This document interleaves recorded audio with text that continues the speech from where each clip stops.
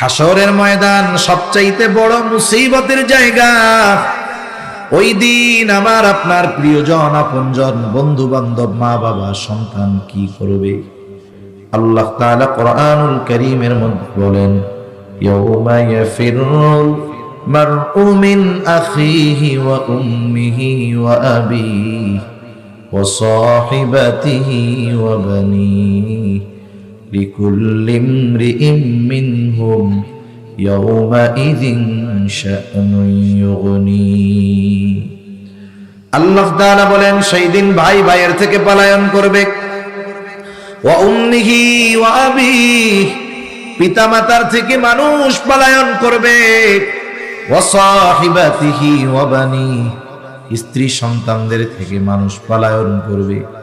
কেউ চাইবে না কোনো আপনজনের সাথে তার দেখা হয়ে যাক, প্রত্যেকেই নিজের চিন্তায় বিভোর থাকবে।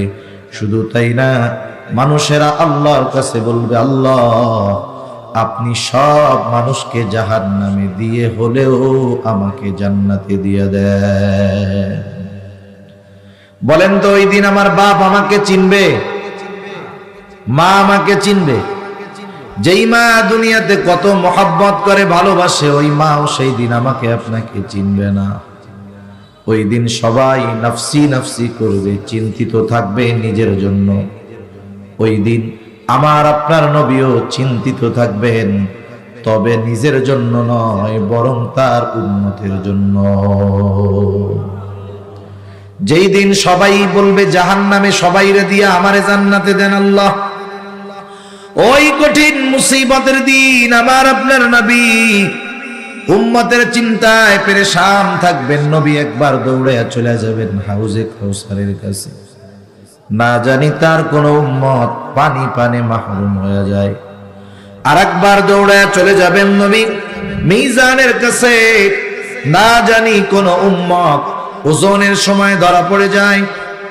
আবার নবীজি দৌড়ে চলে যাবেন পুলসিরাতের কাছে, না জানি কোন উম্মত ফুল পাড়ি দিতে ব্যর্থ হয়ে যায়। আবার নবীজি চলে যাবেন জাহান্নামের কাছে, না জানি কোন উম্মত কি জাহান্নামে দিয়ে দেওয়া হয়।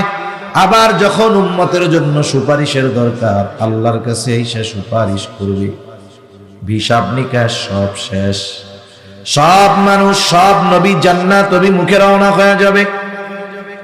জান্নাতের দোরগোড়ায় পৌঁছায়া যাবে।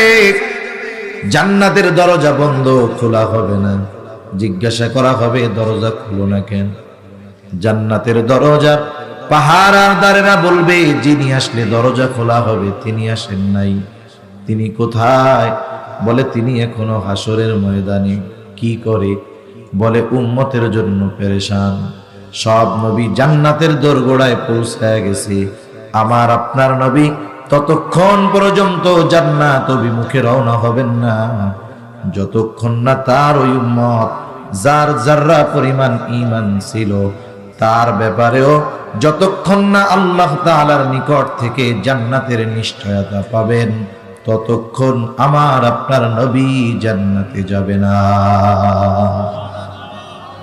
আমার আপনার সেই রব আল্লাহ আমার আপনার নবীজির ব্যাপারে ঘোষণা করেন, ওয়ামা আরসালনাকা ইল্লা রাহমাতাল লিল আলামিন।